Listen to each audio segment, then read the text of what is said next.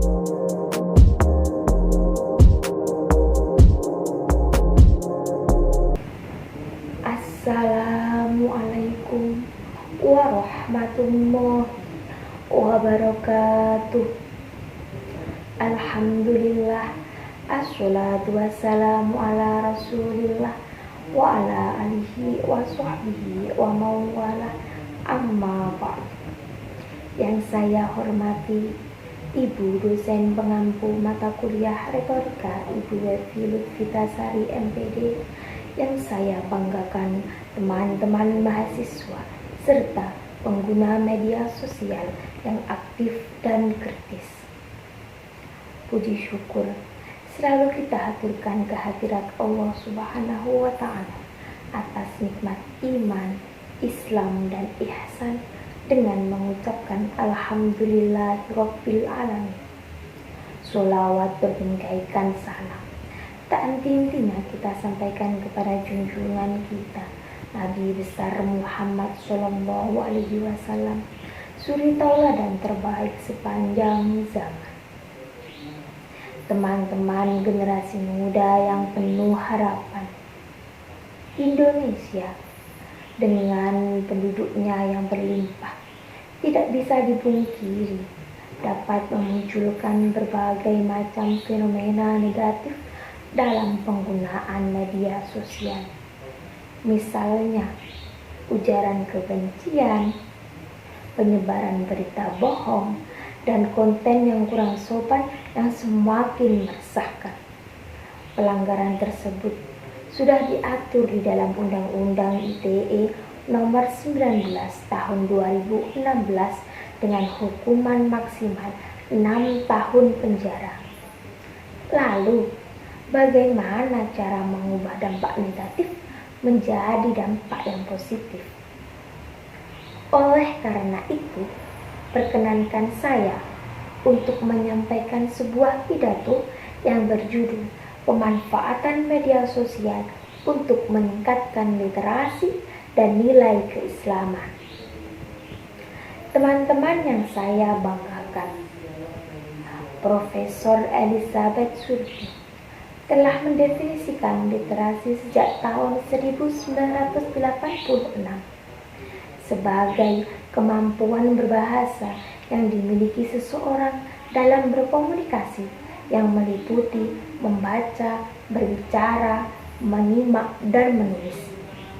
Literasi tidak hanya soal membaca dan berbicara secara teknis, tetapi juga mencakup pemahaman, berpikir kritis, dan kemampuan menyampaikan dan menerima informasi secara efektif.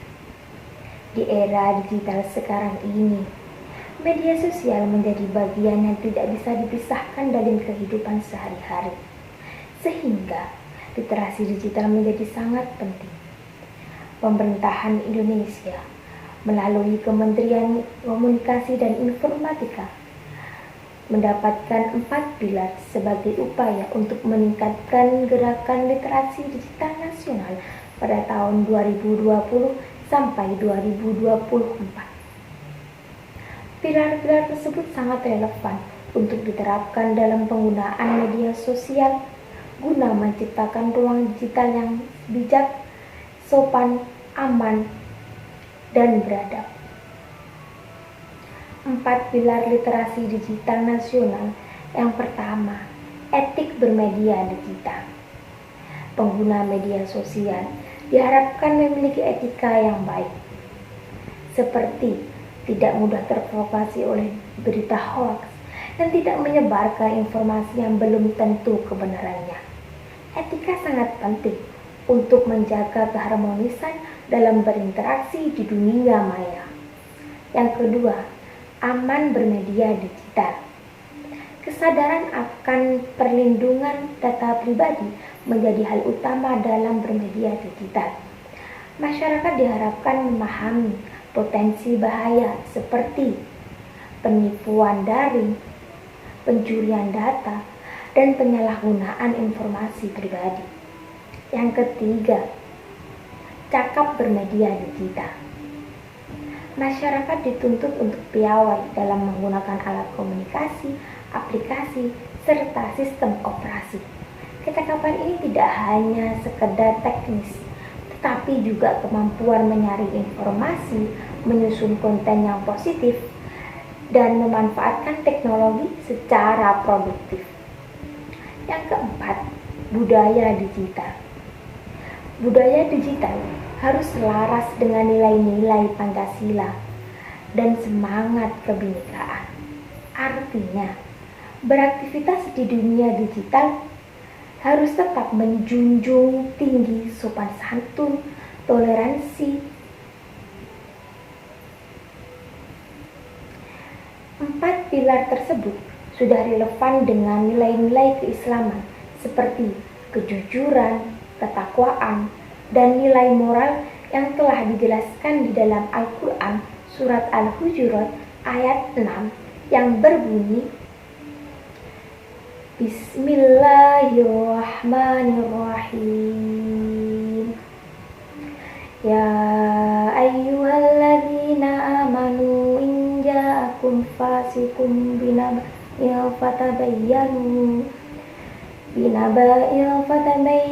an tusibu qauman bijahalatin fatusbihu ala ma fa'altum nadimin. Shadaqallahul adzim.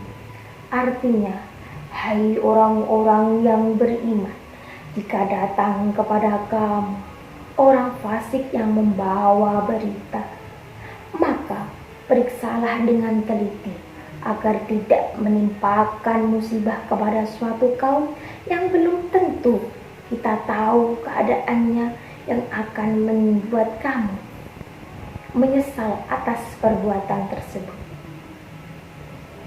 Teman-teman yang saya banggakan,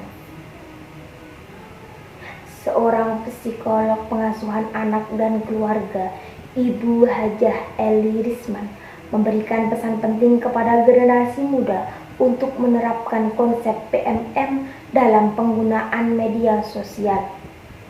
Di antaranya, yang pertama, berpikir kritis. Sebelum kita mempercayai dan menyebarkan informasi, sebaiknya kita bertanya terlebih dahulu, apakah ini benar? Dari manakah sumbernya? Dan apakah ini bermanfaat? Yang kedua, memilih konten yang bermanfaat. Jangan biarkan media sosial menjadi ladang informasi negatif.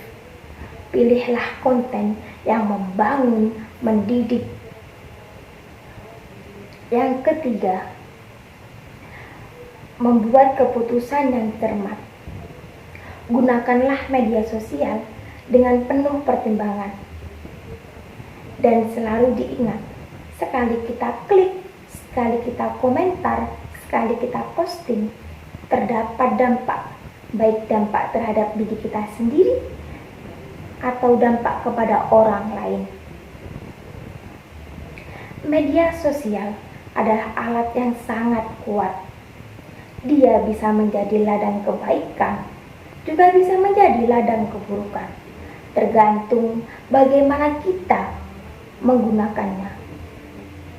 Dengan membekali diri kita dengan literasi, dengan nilai keislaman, kita dapat menjadi pengguna media sosial yang bijak, yang santun, yang bermanfaat bagi sesama.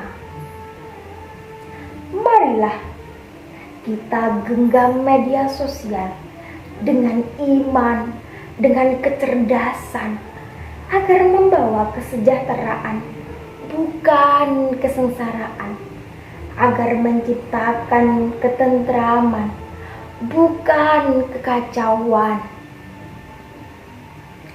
Madu lebah terasa manisnya, digigit legit dengan roti tawar. Media sosial beragam jenisnya. Gunakanlah dengan bijak dan benar. Demikian yang dapat saya sampaikan. Terima kasih atas segala kesempatan. Mohon maaf atas segala kekurangan. Wassalamualaikum warahmatullahi wabarakatuh.